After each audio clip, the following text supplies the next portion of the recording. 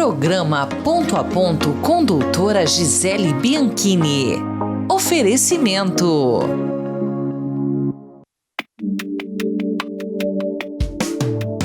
Viver bem, morar bem, é ser feliz todo dia. Bianchini Imóveis é a felicidade da sua família. A casa dos seus sonhos, aqui você vai encontrar. Bianchini Imóveis. Compra, venda, locação, administração e avaliação. Avenida Paraná, 1423, em Maringá. Realize o seu sonho, aqui você pode vir pra Bianchini Imóveis. Programa Ponto a Ponto. Olá, sejam muito bem-vindos a mais um programa. É uma alegria, uma satisfação estar com vocês aqui novamente. E hoje eu tenho um convidado muito especial, que é o Gustavo Lopes. Ele que foi secretário nacional do governo Bolsonaro. Ele é jornalista, escritor, analista político e documentarista. Ele estará conosco daqui a pouquinho após o intervalo. Programa Ponto a Ponto com doutora Gisele Bianchini. Oferecimento. Patriotas Conservadores Maringá. Os Patriotas Conservadores de Maringá é formado por pessoas que defendem a família brasileira, os princípios cristãos, a moral e os bons costumes. Somos patriotas e conservadores. Queremos o melhor para o nosso país, pois o futuro dos nossos filhos depende das nossas escolhas. Junte-se a nós. Nos sigam no Instagram, @Patriotas Conservadores de Maringá. Quer alcançar seus grandes sonhos?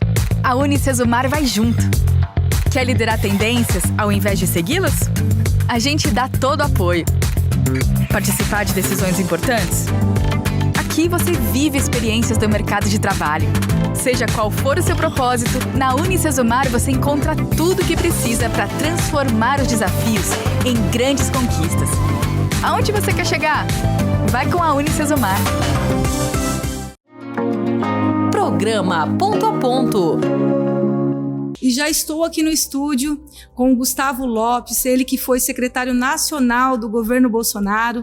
Seja muito bem-vindo, Gustavo, ao programa Ponto a Ponto. E você está de parabéns, já participando aí do Fio Diário com o Marco Antônio, o Adriles Jorge, vários outros conservadores, se posicionando, né, em defesa dos nossos princípios, dos nossos valores cristãos, das nossas pautas conservadoras. Seja muito bem-vindo, viu, Gustavo? Muito obrigado, Gisele. Um prazer estar aqui contigo, com o teu público do Ponto a Ponto. Um prazer enorme estar aqui com o público paranaense, não só paranaense, né, mas é um estado que eu gosto muito. Maringá é uma cidade que eu gosto muito, também tem muito carinho. Então é um prazer estar aqui com vocês. Com certeza. Gustavo, iniciando aí nosso bate-papo, vamos estar falando sobre os acontecimentos atuais. Eu creio que é notícia não só nacional, como internacionalmente, que é a questão do Elon Musk, Alexandre de Moraes, o antigo Twitter. Fala para nós sobre esse assunto, porque a gente viu que houve, né, interferências pedindo ali para cancelar contas de parlamentares, de jornalistas da direita. Na verdade, essas denúncias são gravíssimas, né? Qual que é a sua visão sobre essas denúncias? Pode ter alguma mudança no nosso cenário atual, Gustavo? Olha, Zé, eu estou bastante otimista, assim. Claro que aqui no Brasil, hoje em dia, é difícil ser otimista, né? Mas eu vejo de forma positiva isso que está acontecendo, porque isso, por ter esses atores envolvidos, né? O próprio Elon Musk, jornalistas estrangeiros que começam a despertar porque acontece aqui no Brasil, algo que a gente já está vendo acontecer nos últimos anos, mas agora o mundo começa a perceber que, na verdade, aqui no Brasil a gente não vive uma democracia. Eu costumo dizer que a gente está numa democracia trans. É ditadura, mas se identifica como democracia. E se ofende, né, se alguém fala que não é democracia. E quando se ofende, age para censurar os adversários, age para censurar os opositores, que é típico de um regime ditatorial. Então é isso que a gente tem visto. E esses acontecimentos dos últimos dias, né, que o Elon Musk trouxe à tona, né, que esse Twitter Files está trazendo à tona, eu acho que é importante nesse sentido, porque vai muito além do que geralmente o sistema, né, que hoje domina o país pode controlar. Eles não conseguem controlar isso. E por isso o desespero deles, né? Porque isso está fora do controle. Eles não conseguem simplesmente desligar o Twitter. Eles não têm acesso, por mais que eles queiram censurar, eventualmente até tirar o Twitter do Brasil. Se fizerem isso, vai mostrar aí de forma definitiva para o mundo inteiro que a gente está vivendo um processo de censura muito rigoroso aqui no Brasil.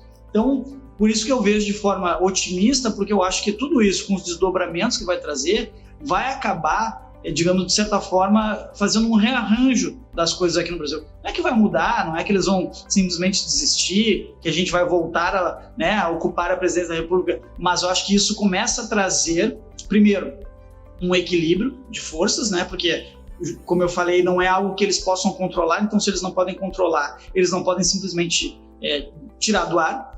De outro lado, começa a mostrar para o mundo o que se passa aqui no Brasil e, por fim, vai garantir que as pessoas tenham liberdade de expressão, vai garantir que as pessoas tenham a possibilidade de se expressar, porque isso é próprio de uma democracia. Ainda que eu não goste da opinião de uma outra pessoa, eu não tenho o direito de impedir que ela expresse a sua opinião, que é o que hoje acontece aqui. Nós, do campo da direita, a gente muitas vezes não tem o direito de expressar a nossa opinião. Muitas vezes que a gente fala sobre determinados assuntos, a gente é ou retirado do ar, ou a gente é censurado, ou às vezes até enfrenta um processo. Tem jornalistas aí que estão exilados no exterior justamente porque tiveram que sair do país ou senão estariam presos.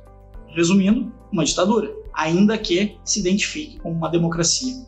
Sim, e democracia é isso, é você ouvir as opiniões contrárias, não é só você ouvir a sua opinião, aquilo que você quer ouvir, né? Então, isso é o verdadeiro Estado democrático de direito, o respeito, né, à liberdade de expressão, que é um princípio fundamental que está aí previsto no artigo 5º, né, Gustavo? E teve a fala, inclusive, agora recente, do ministro Barroso, que é o atual presidente do Supremo Tribunal Federal, falando que é para parar com essas, né, virar a página, né? Já deu, como diz assim, já deu a tantas falações. Então, você acha que isso é uma bravata ou realmente está surtindo efeito essas declarações, essas falas do Elon Musk? É perfeito tu trazer isso, Gisele, porque me chamou demais a atenção essa fala do Barroso pelo seguinte, isso ali ele usa só naquelas poucas frases ali que ele utilizou naquela entrevista, todas as chaves cognitivas, né, que a esquerda tem usado, ou seja, ele fala de precisamos tirar isso do debate público, ou seja, ele está admitindo que ele quer, né, agora vamos falar apenas no processo, está fora do debate público, isso é um assunto encerrado. Não, o assunto não está encerrado, pelo contrário, o assunto está apenas começando. Aí ele fala que é a extrema-direita, que é a propagação dos discursos de ódio, que é fake news, sim, ou seja, tudo isso que eles estão usando, isso, tu vê que todos eles usam exatamente esses termos, né? Os mesmos jargões. Né? Cognitivos. Os mesmos Exato. Jargões.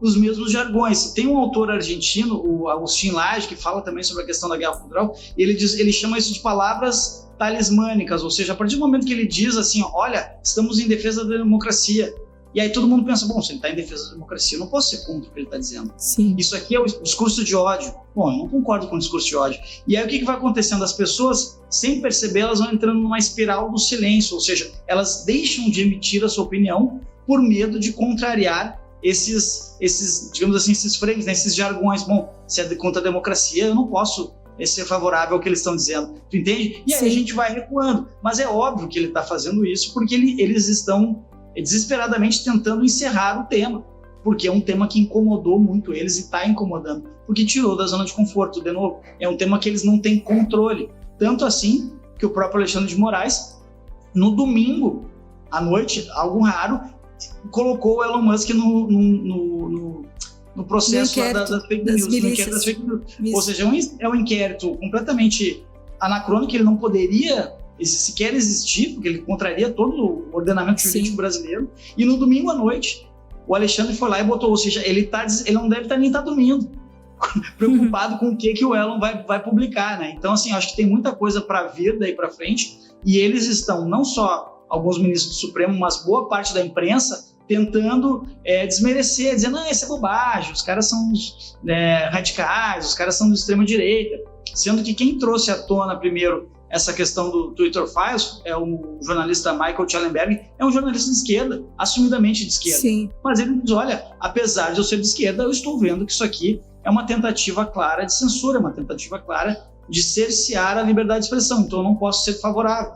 E aí ele trouxe tudo isso à tona. Outros jornalistas também de esquerda americanos estão indo nessa linha, ou seja, Agora esse debate começa a se ampliar e tudo que os ministros não querem, por isso a fala do Barroso, é que isso continue no debate público. Eles querem, não, isso aqui a gente vai tratar no processo. Não, senhor, esse debate é de toda a sociedade e nós estamos só começando. Sim, com certeza, Gustavo. Inclusive, nós estamos vendo a nossa liberdade de expressão já sofrer ataque há vários anos, né? Desde lá de 2019, desde a indicação do Ramagem, né, para a Polícia Federal. Nossa, tá vendo, inclusive, a PL, nós estamos vendo aqui a PL 2630, que eles querem voltar, né? O Rodrigo Pacheco deu uma entrevista falando de voltar a PL 2630. Então, nós estamos vendo que não está sendo cumprido realmente a Constituição Federal, porque eles querem cercear a liberdade de expressão, que é está previsto no artigo 5º da Constituição Federal, é uma cláusula pétrea, ela não pode ser mudada nem através de emenda constitucional. Tem até, inclusive, aquela brilhante frase, né, de Ulisses Guimarães, que era o presidente da Câmara Federal, lá em 5 de outubro de 1988, na data da promulgação da nossa Constituição, da nossa Carta Magna. Ele disse o seguinte: divergir sim, discordar sim, descumprir jamais. Então, mas o que nós estamos vendo na atualidade é aqueles que são os guardiões da Constituição, aqueles que têm o dever de cumprir, porque todos nós, né, brasileiros, temos que cumprir as leis da Constituição Federal. Mas os que têm o dever realmente de guardar a nossa Constituição são os mesmos que estão descumprindo. Qual que é a sua visão sobre esse assunto? Perfeito, Zé. É exatamente isso, né? Esses que se colocam como grandes defensores da democracia, na verdade, são os que mais estão atacando a democracia. Isso, para além das narrativas, o fato que resta é esse: são eles que atacam a democracia, são eles que atacam a liberdade de expressão. Esse projeto de lei, né, o PL 2630, ele é claramente uma tentativa de censurar as redes sociais, é disso que se trata. É óbvio que eles não vão dizer que é isso. Sim. Eles sempre vão botar um nomezinho bonitinho ali na capa, mas no final da história é isso que se trata. O Arthur Lira, presidente da Câmara, disse que não tem mais clima, não tem clima para votar e tal, e talvez tenham que fazer novos textos. Então a gente tem que ficar... E o Rodrigo Pacheco, de outro lado, que botar a goela abaixo, né? Então, assim, o Rodrigo Pacheco é um cara hoje que está totalmente já pró-sistema.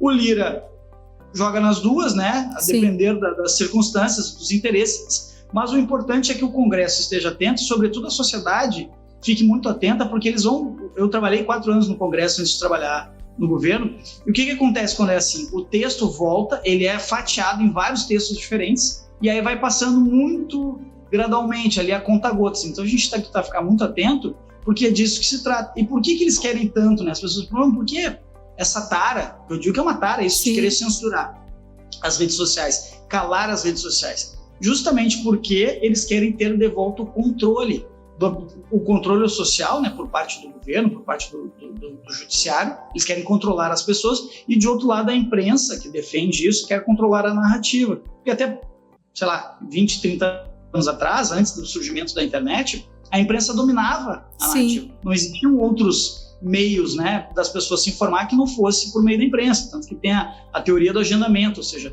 a mídia, ela pauta a sociedade. Com o advento das redes sociais, a sociedade mesmo passou a não só consumir informação, como produzir informação. E isso que nós estamos fazendo aqui é justamente o que eles não querem. Eles não querem que a gente tenha a liberdade de falar dos assuntos que a gente achar que são importantes, e não necessariamente o que eles querem nos dizer que são importantes. Então, no final das contas, é disso que se trata, de um projeto de censura muito claro, e de novo, como eu disse lá atrás, é uma democracia trans, é ditadura, porém se identifica como democracia, né? Tá ali com um lacinho escrito muito bonitinho, como é quase em todos os regimes ditatoriais, eles não se assumem como ditaduras, né? A gente tem na Venezuela, dizem que são uma democracia popular, na própria China, Cuba, outros todos, eles nunca vão dizer assim, somos uma ditadura. Pelo contrário, eles dizem que são uma democracia popular, que eles estão ali zelando pelo bem comum, zelando pela democracia, zelando pelo direito de liberdade, quando na verdade eles estão calando opositores para que apenas a verdade deles prevaleça. Gustavo, vamos falar um pouquinho sobre a questão do veto presidencial das saidinhas temporárias. Então, assim, foi decidido nas 2 casas do Congresso Nacional pelo fim das saidinhas, devido, né, os altos índices de criminalidade. Inclusive morreram, né, infelizmente, vários policiais, deixaram aí realmente as vítimas da sociedade, que são os filhos, né? Então, assim, fala um pouquinho sobre esse veto, porque não respeitou o Congresso Nacional, que são representantes eleitos legitimamente pelo povo brasileiro, Então, agora cabe ao Congresso novamente, né, colocar aí os pingos nos is, né, Gustavo? Exatamente, Zélia. Esse é um belo assunto, porque, assim, o Congresso, ouvindo a sociedade, porque a grande maioria da sociedade brasileira é contra essa saidinha, é contra a progressão de regime, é contra essa bandidolatria que a gente tem no Brasil, né? Que eu digo que é mais até do que isso. Hoje a gente tem um estímulo à criminalidade. Exatamente. De forma institucional. Apologia então, assim, ao crime, né? Uma exatamente, é um estímulo. E quando o Congresso faz uma votação bem expressiva e aí o presidente vai lá e veta, obviamente ele está desrespeitando não só a vontade, não foi uma derrota para o Congresso, foi uma derrota para o país, foi uma derrota para a sociedade brasileira. Agora volta, eu tenho certeza absoluta que esse veto será derrubado e a lei será mantida.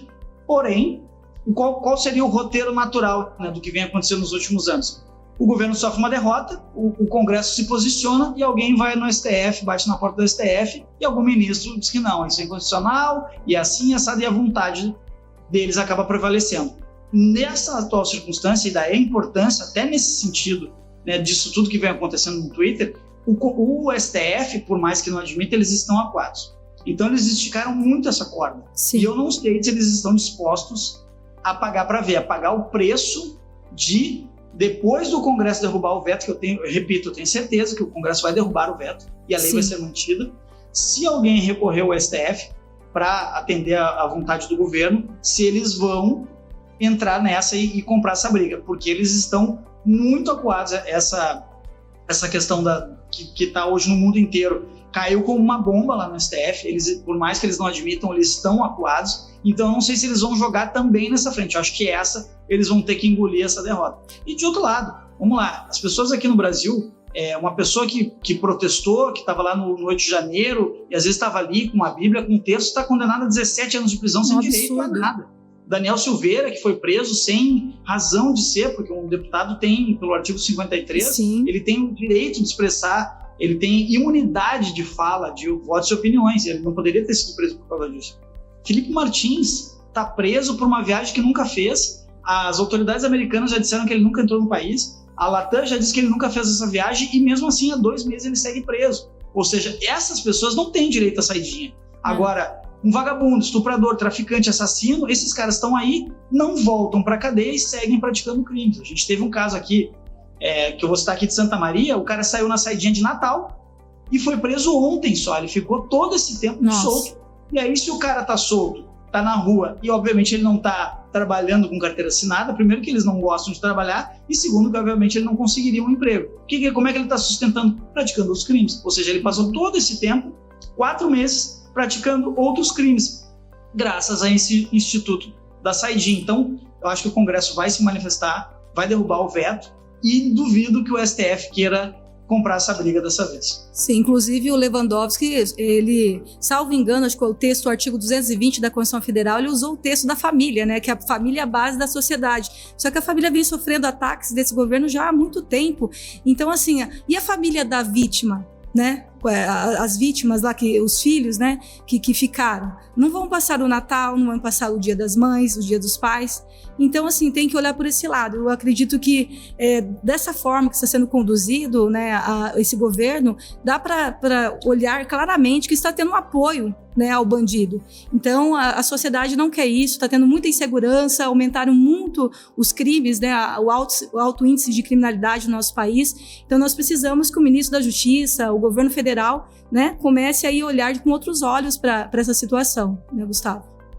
Sem dúvida, sem dúvida. E eles alegam sempre aquilo, né, que a culpa enfim, que as pessoas mais pobres são as mais prejudicadas. Na verdade, além de ser uma mentira, isso é um preconceito, né? Significa, então, que a pessoa é pobre e vai ser criminosa. Pelo contrário, a grande maioria da população pobre é a população mais honesta, trabalhadora, que rala, e é quem sofre na mão desses bandidos, ou seja, eles é que são os prejudicados. Se fosse assim, todo mundo que era pobre era bandido, e é uma grande mentira. É exatamente o contrário que acontece. Mas eu não sei se... Eu não tenho muita esperança, porque, na verdade, em relação ao governo, né, porque é exatamente isso que eles querem. Eles querem soltar, né, toda a bandidagem, porque para eles é interessante criar esse clima de caos, até porque eles não consideram que, afinal de contas, o cara matou para roubar um celular e uma tadinha, e é só tomar uma cervejinha, um pobrezinho do cara. Então, assim, eles pensam assim. A gente tem que ter muita noção que eles pensam exatamente assim. Tu citou o Orlando Silva, lá, que é o relator lá do PL 600, não se pode esperar nada de bom de um comunista, absolutamente nada. Toda vez que tiver um comunista esquerdista envolvido, pode ter certeza que vem coisa ruim por aí. Deveria tornar crime, né, ser comunista ou fazer apologia ao comunismo, que matou mais de 100 milhões de pessoas no mundo todo, né, 60 milhões só no Mao Tse-tung lá na China. Então, assim, nós vimos Stalin, Lenin. Então, assim, é algo assim que chega a chocar a gente ter um partido comunista no país, no Brasil. Então, deveria ser crime, né? Então, assim, acho que as leis deveriam ser mudadas nesse sentido. Sem dúvida. Sem dúvida. E isso é uma coisa que até o Eduardo Bolsonaro tinha um projeto nesse sentido. O que acontece? Depois ali da Segunda Guerra Mundial, como os comunistas, né, como os russos chegaram antes ali em Berlim, e aí meio que, né, dividiram a Alemanha, tanto que depois a Alemanha foi de fato dividida por um muro, né, o lado ocidental pró-liberdade, pró-capitalismo, e o lado oriental ali pró-comunismo, né? Sim. Então, assim, o que acontece? Como eles dominavam, e aí eu entro bem no tema que é o que eu estudo, que é o tema da guerra cultural, como eles dominavam todas essas instâncias de hegemonia cultural, imprensa, cinema, teatro, televisão, literatura, eles criaram uma narrativa de que o errado era só nazismo e fascismo, que de fato são errados. Sim. E o comunismo passou incólume, apesar de, como tu bem trouxe, ter matado muito mais gente, ter sido muito pior do ponto de vista do que causou para a humanidade. Só que como eles que dominavam essas narrativas, sempre passou incólume. Ou era considerado até como um certo heroísmo, ou nunca se tornou um xingamento histórico, né? Como é fascismo, como é nazismo. E lembrando, né? Isso é uma coisa que eu sempre faço questão de lembrar. O fascismo, ele tem origem na esquerda. O fascismo é um ramo do marxismo. Sim. O próprio Mussolini era do Partido Socialista Italiano. O nazismo, o nome todo do Partido Nazista era Partido Nacional Socialista dos Trabalhadores. Veja como é que isso pode ser de direita, é óbvio que não. Só que, de novo, como eles dominavam as instâncias narrativas, eles foram criando essas, digamos assim, esses rótulos, e sempre colam na direita os rótulos de, não, vocês são os fascistas, vocês são os nazistas, enquanto que o comunismo passa como se fossem anjos, né? E, na verdade, deveria ser criminalizado também. Com certeza. Inclusive, Antonio Gramsci, né, que é o fundador do Partido Comunista Italiano. Então, isso vem lá de trás, desde da Revolução Francesa, né, de Rousseau, Robespierre, que, na verdade, não tem nada de liberdade, igualdade, fraternidade que prega os livros, né? Então, essa narrativa, a gente vê que está totalmente errado, porque eles matavam freiras, né, degoladas. Então, é algo assim que veio ali, acho que Marx e Engels se inspirou em Rousseau, em Robespierre também, para trazer essa revolução das armas que, na verdade, não deu certo. Até, inclusive, eu quero falar com você sobre a questão do marxismo cultural, né? Que veio aí porque não deu certo a revolução das armas, aí veio lá depois Herbert Marcuse, né? Então veio Antonio Gramsci. Então, fala um pouquinho para nós sobre esse assunto que é assim tão polêmico e as pessoas, a maioria não tem muito conhecimento sobre esses fatos, Gustavo. Perfeito, Gisele. Exatamente isso. Assim, depois daquele período inicial ali da Revolução Russa, que pegou muitos países ali mais periféricos e depois acabou se tornando a União Soviética, os teóricos perceberam, né, os marxistas perceberam que não adiantaria tentar fazer à força a revolução, né, em países, por exemplo, da Europa Central, próprios Estados Unidos. Ou seja, não seria muito fácil, até porque eles tinham instituições mais sólidas. Então, eles deveriam tentar, ao invés de ser uma revolução armada, fazer uma revolução do pensamento. E aí começa isso lá com Gramsci, na década de 20 do século passado, ou seja, há 100 anos atrás. Sim. A gente vê como a gente está muito atrasado em relação a eles nesse sentido. Eles começam a perceber a importância da cultura na formação do intelecto, que eles dizem assim, é por meio da cultura, por meio do pensamento que nós vamos dominar as massas. Então eles começam a entrar nas escolas, nas universidades, nos jornais, começam a dominar os meios de produção cultural, cinema, que não existia na época, mas enfim, depois, né, quando começa já entra nessa onda do marxismo cultural, e aí o Gramsci chamava isso de hegemonia cultural, ou seja, nós vamos ser hegemônicos aqui em todas as áreas de formação do intelecto, para que quando a pessoa saia daqui, ele vai fazer, sai, digamos assim, de uma universidade, ele já vai fazer a defesa da revolução sem nem sequer saber que está fazendo a defesa da revolução, porque isso já vai estar natural, inclusive na igreja, eles entram também, começam a entrar na igreja, começam a entrar na religião justamente por isso, porque eles são os pilares da civilização ocidental que eles tentam derrubar. Religião, filosofia grega e direito romano, ou seja, o império das leis, o império da razão e a moral cristã. Então, todos esses pilares são atacados. Depois ali das teorias do Gramsci, logo ainda nos anos 20, 30 do século passado, surge a Escola de Frankfurt, de onde vem o Herbert Marcuse, que tu muito bem citou, e aí toda essa esquerda identitária que a gente tem hoje, essas pautas identitárias que a gente tem hoje, de minorias, de gaysismo, de feminismo, tudo nasce ali. E isso se alastra por meio das universidades num nível tal que hoje todas as universidades, e eu digo muito claramente, sejam elas públicas ou privadas, têm esse viés, porque quando as pessoas saem dali e vão para o mercado, elas já levam consigo essas teorias, e muitas vezes, sem se dar conta, estão propagando isso. E aí eu cito sempre um exemplo, Gisele, se me permite, quando eu estava lá como secretário nacional, eu recebia milhares de projetos para avaliar, né? Porque a Lei Rouanet passava ali pela minha secretaria, toda o que era da parte audiovisual, ou seja, produção de filmes, séries, documentários, passava pela minha secretaria. Sim. 90% dos projetos tinham um caráter esquerdista, 90%. E muitos deles eram aprovados. Por que eram aprovados? Porque a lei exige que o poder público, se o projeto cumpre os critérios técnicos, que o projeto seja aprovado. Nossa. E aqui eu me doía de ver que só chegavam projetos de esquerda e eu cobrava das pessoas. Até que um dia aconteceu um caso que é muito emblemático para mim, surgiu um vídeo, circulou na internet, um vídeo em que simulavam a morte do presidente Bolsonaro. Nossa. Era um trecho de um filme, inclusive o filme vai sair esse ano. Olha e esse filme tinha recursos da Lei Rouanet no nosso governo. Veja que grave. Mas é óbvio que eles não botavam ali no projeto, vamos fazer um filme matando o presidente. Não, vamos fazer um filme falando sobre a política brasileira contemporânea, ou seja, cumprir os critérios técnicos. Eu assinei, nem era da minha gestão ainda, mas enfim, a pessoa que estava lá à época assinou e autorizou, e o filme saiu e vai ser lançado esse ano. Nossa. E aí fui muito cobrado, e um parlamentar foi lá e disse, que absurdo, como é que vocês fazem isso? Eu falei, cara, cadê os teus projetos na área cultural? Cadê os teus projetos mostrando o outro lado, fazendo um contraponto, mostrando uma verdade conservadora?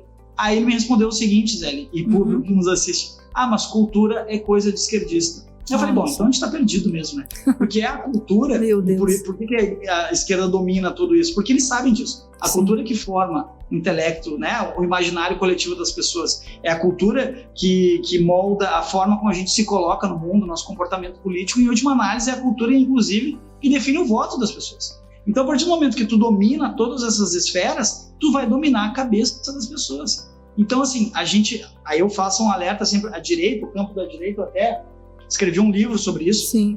Tem aqui, Guerra Cultural na Prática. Legal. É justamente mostrando a importância disso, desses temas, e o quanto a gente precisa se apropriar disso. A gente também tem que mostrar, a gente também tem que fazer a nossa narrativa. A gente tem que, eu costumo dizer, a gente tem que usar as armas do inimigo, com a diferença da munição. A munição deles é a mentira, a nossa é a verdade. Mas a gente tem que atirar, porque por enquanto a gente está só recebendo tiro. Com certeza, Gustavo. Chegamos ao final do nosso programa, o papo estava muito bom, quero que você volte mais vezes, porque nós precisamos realmente explorar essa questão do marxismo cultural, né? Como está escrito em João 8,32, que sempre o presidente Bolsonaro cita, e conhecereis a verdade, e a verdade vos libertará. E eu creio que esse é só o começo, Deus está trabalhando a favor da nação brasileira, não é mesmo? Deixe suas considerações finais para nós, Gustavo. Sem dúvida. Primeiro, agradecer demais o convite, uma honra estar aqui com vocês, muito bom, voltarei sempre que convidado. E, sem dúvida, Deus está do nosso lado. Amém. E se Deus é por nós, ninguém será contra nós. Agora, a gente precisa também fazer a nossa parte, né? A gente não pode só deixar nas mãos de Deus. Ele vai nos ajudar, mas a gente tem que fazer a nossa parte também. Precisamos agir. Muito obrigado, Gustavo. Deus abençoe grandemente. Amém. Um abraço. Deus abençoe todos vocês. E eu quero agradecer a você que nos acompanhou até este momento. Peço para você estar compartilhando este conteúdo em suas redes sociais, nos grupos de WhatsApp, para estar levando conhecimento e informação a toda a nossa sociedade. E peço também para você se inscrever no meu canal, Doutora Gisele Bianchini Oficial. E eu quero deixar um versículo bíblico como reflexão para a sua vida, que está escrito lá no Salmo 55, 22, que diz assim: entrega os teus cuidados ao Senhor, e Ele te sustentará. Não permitirá que o justo seja abalado. Que Deus abençoe a sua vida, a sua família, que Deus abençoe a nação brasileira. E até o próximo programa. Fiquem todos com Deus. Programa Ponto a Ponto com Doutora Gisele Bianchini.